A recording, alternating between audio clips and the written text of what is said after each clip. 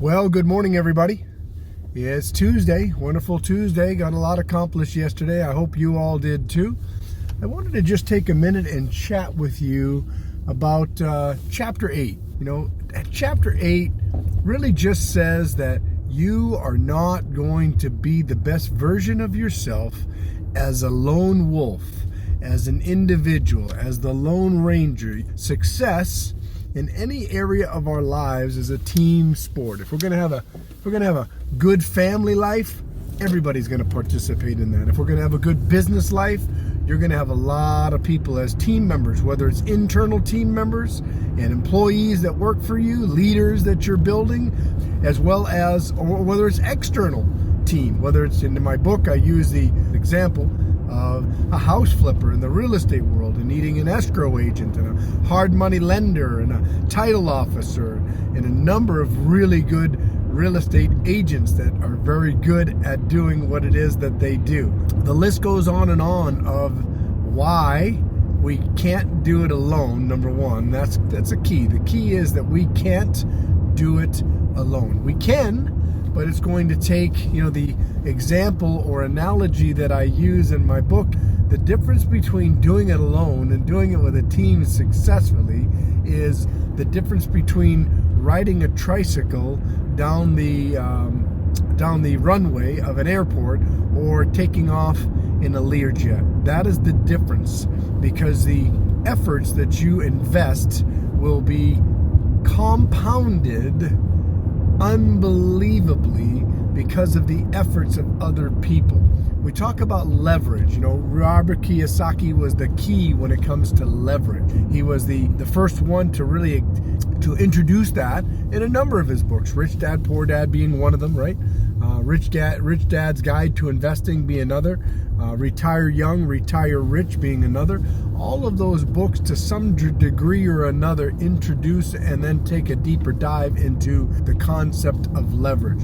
When we think about, for those of us that are investors, we think about leverage, and every class that we've ever taken talks about using OPM, right? Other people's money.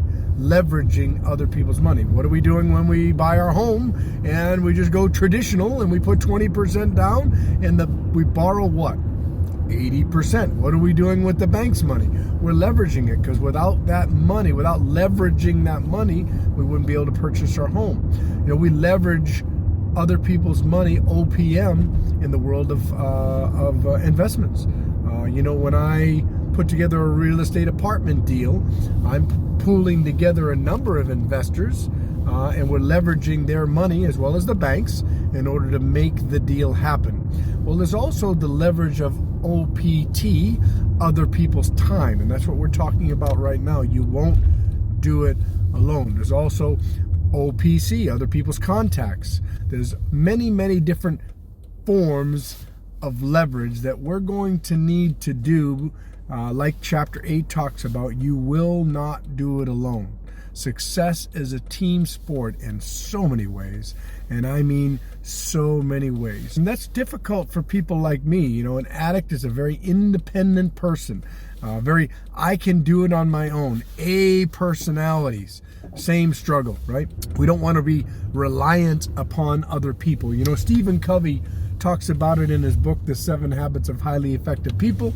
He talks about we begin as dependent, as children becoming young adults, we're dependent upon other people. And at some point in time, we cross that line, hopefully sooner rather than later for us. And as a parent, certainly want that to happen as quickly as possible if I've done a good job. We become independent. We're no longer dependent upon other people. We can make a living. We can be successful contributors in society. We are no longer dependent. But then there's the next level, and it's a level of maturity that we all need to strive to be, number one. But for those of us that are interdependent, that are at that next level, that level above being independent, we want to be at the highest level of interdependency that we possibly can be. And what that means is we understand leveraging our team's time, our team's resources of all kinds, and understand how important it is to exponentially increase the speed in which we're going to hit the finish line of success. Whatever those goals are, whatever those dreams are, I just want to encourage you to take it to the next level when it comes to your interdependency. Number one, we're all independent, we're adults. We completely understand what that means, okay? We no longer need to rely on other people. But there's the next level of maturity for growth, and for, in this case, chapter 8 being you won't do it alone, right?